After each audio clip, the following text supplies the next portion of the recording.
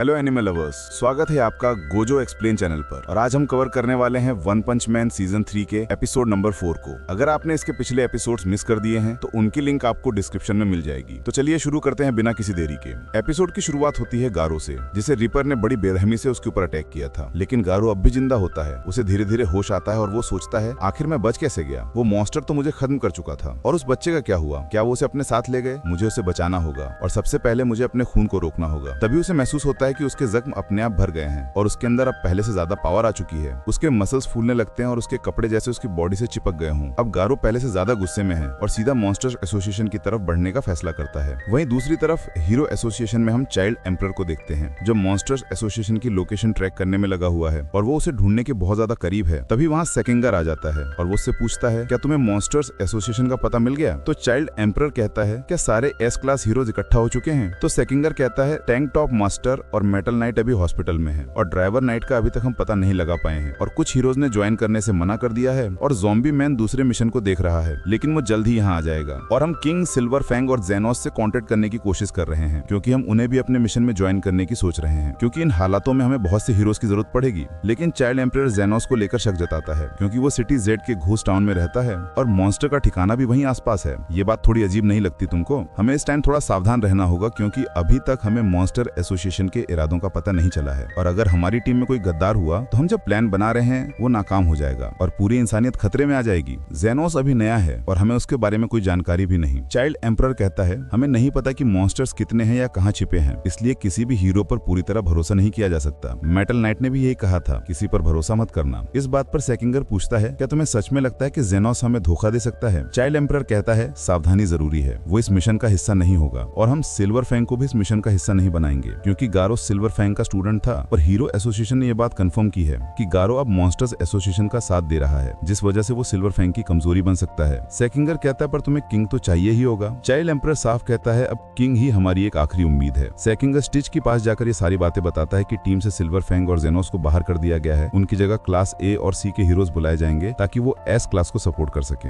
Stitch कहता है अगर ये फेल हुए तो ना जाने हम कितने हीरोज खो देंगे। सेकिंगर शांत रहता है और कहता है जो लोग इस काम को करते हैं उनके लिए खतरा हमेशा बना रहता है। हीरो बनना इतना आसान नहीं है और एक बच्चे की जान बचाने के लिए हमें कुछ कुर्बानियां तो देनी पड़ेंगी। स्टिच परेशान था कि अगर और हीरोज हमने खो दिए तो फिर क्या होगा, पर सेकिंगर जवाब देता है कि तुम उस भविष्यवाणी से डर रहे हो। मेरी नजर में असली खतरा मॉन्स्टर एसोसिएशन है। अगर हमने अभी कुछ नहीं किया तो इंसानियत का नामो निशान मिट जाएगा और इसीलिए हमें इस लड़ाई को जीतना ही होगा और इस मिशन को लीड मैं करूंगा। अब सीन कट होता है साइतामा के घर पर, जहाँ हॉटपॉट तैयार है और सभी मिलकर खाने बैठते हैं और अपनी चॉपस्टिक से हॉटपॉट पर अटैक कर देते हैं, जिससे हॉटपॉट वहां में उछल जाता है और वो लोग हवा में ही अपनी चॉपस्टिक से हॉटपॉट की सब्जियों को पकड़ने लगते हैं। फुबोकी और जेनोस फिर से छोटी छोटी बातों पर बहस करने लगते हैं, जिसे देखकर सिल्वर फैंग कहता है अरे लड़ो मत, खाना एंजॉय करो। तभी सब देखकर डॉक्टर कुसेनो बहुत खुश होता है और जेनोस से कहता है मुझे खुशी है कि तुमने इतने अच्छे दोस्त बनाए हैं। तभी फुबोकी डॉक्टर कुसेनो को अपनी टीम में ज्वाइन करने को कहती है, लेकिन ये बात सुनकर जेनोस को गुस्सा आ जाता है और इधर साइतामा को भीड़ पसंद नहीं आती। वो सबको बोलता है जल्दी खाना खाओ और निकलो, ये मेरा घर है, कोई रेस्टोरेंट नहीं।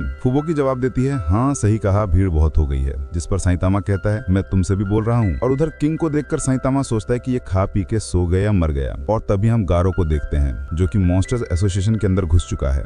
ग्योरो को पता लग जाता है कि कोई उनकी तरफ आ रहा है। उसे लगता है कि शायद कोई मॉन्स्टर इन्हें ज्वाइन करने के लिए आ रहा है या कोई हीरो। वो अपने मॉन्स्टर से कहता है कि कोई इस तरफ आ रहा है, जाके देखो, अगर मॉन्स्टर हुआ तो मेरे पास ले आना और अगर कोई हीरो हुआ तो उसे खत्म कर देना। और अगले दिन सुबह साइतामा किंग को उठाता है और कहता है किंग तुम पूरी रात यहीं सोते रहे, जाओ अब तुम अपने घर जाओ। और वो उसे कचरे की पॉलिथीन पकड़ा देता है, जाते हुए इसे बाहर फेंक देना। किंग जब बाहर निकलता है तो सोचता है कि ये घोस्ट टाउन कितना शांत है, क्योंकि मॉन्स्टर्स की वजह से ये एरिया एकदम खाली हो चुका है और शायद मॉन्स्टर्स यहाँ आते ही नहीं होंगे क्योंकि साइतामा भी यहीं रहता है। और किंग उस कचरे को फेंककर अपने घर की तरफ जाने लगता है। तभी हीरो एसोसिएशन के 2 लोग उसके पास आते हैं और कहते हैं सर आप पूरी रात कहाँ गायब थे, हम सब आपको ढूंढ रहे थे, चलिए हमें हेडक्वार्टर चलना है। और वो उसके कपड़ों पर लगे हॉटपॉट के दाग को ये समझते हैं कि किंग रात भर मॉन्स्टर एसोसिएशन का पता लगा रहा था और वो मॉन्स्टर से लड़ रहा था। ये दाग उन मॉन्स्टर्स के खून का है। और इधर नारिन की परेशान और डरा हुआ है क्योंकि जो टीम उसने अपने बच्चे को बचाने के लिए भेजी थी उनसे अभी तक कोई कांटेक्ट नहीं हो पाया है और वो सोचता है उसने उन्हें बहुत एडवांस सूट्स दिए थे और सबसे ज्यादा खतरनाक वेपन्स दिए थे, तो क्या इसके बावजूद उन मॉन्स्टर्स ने उन्हें खत्म कर दिया?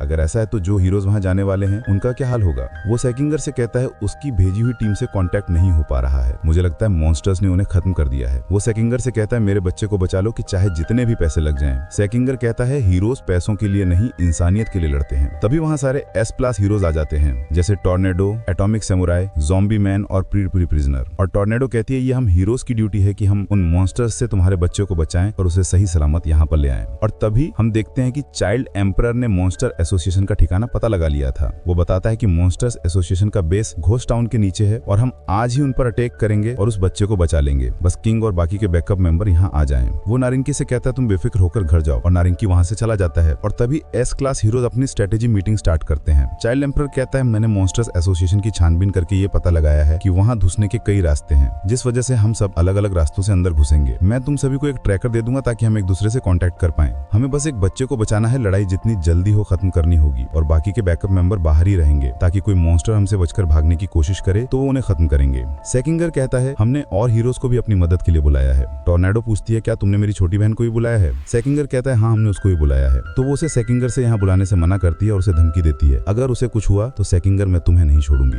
और इधर रीपर उस बच्चे को अपने साथ ले जाने के लिए आता है। तो तारियो से पूछता है क्या तुम इस बच्चे को छोड़ने वाले हो? तो रीपर कहता नहीं मुझे तो बस इसके साथ खेलना है। तभी वो बच्चा जोर जोर से चिल्लाने लगता है मुझे कोई इस मॉन्स्टर से बचाओ। तभी रीपर उससे कहता है तुम्हें यहाँ बचाने कोई नहीं आएगा क्योंकि किसी को भी तुम्हारे बारे में नहीं पता कि तुम यहाँ कैद हो। और इधर वो मॉन्स्टर्स उसे ढूंढ रहे होते हैं जो मॉन्स्टर्स एसोसिएशन में घुसा था। तभी वो देखते हैं जो मॉन्स्टर्स उसके पता लगाने आए थे वो बेरहमी से मारे गए हैं, जिस वजह से उन्हें लगता है कि कोई मॉन्स्टर ही यहाँ आया होगा जिसने इनका ऐसा हल किया है। और इधर रीपर उस बच्चे को मारने वाला होता है। तो बच्चा पूछता है तुम मुझे क्यों मारना चाहते हो? तो रीपर कहता है क्योंकि मैं एक मॉन्स्टर हूँ, यही मेरा काम है और मुझे लोगों को तड़पा तड़पा कर मारने में बहुत मजा आता है। तभी हम देखते हैं कि गारो दीवार तोड़कर बाहर आता है और रीपर गारो पर हमला कर देता है, मगर गारो उसकी तलवार तोड़कर उसे 5 मारकर उसकी गर्दन अलग कर देता है और वो अपनी पावर से उसके टुकड़े टुकड़े कर देता है। फिर वो बच्चे से कहता है चलो यहाँ से निकलते हैं। और इसी के साथ ये एपिसोड यहीं खत्म होता है। अब देखना यह है कि आने वाले एपिसोड्स में हीरोज और मॉन्स्टर्स की फाइट कैसे होती है। क्या गारो अब हीरोज के खिलाफ जाएगा या उनका साथ देगा? अगर आपको ये वीडियो पसंद आई हो तो लाइक, शेयर और सब्सक्राइब करें द गोजो एक्सप्लेन चैनल को और बेल आइकन दबाना मत भूलिए ताकि अगला एपिसोड मिस ना हो जाए। तब तक मैं मिलता हूँ आपको नेक्स्ट वीडियो में। Thanks for watching.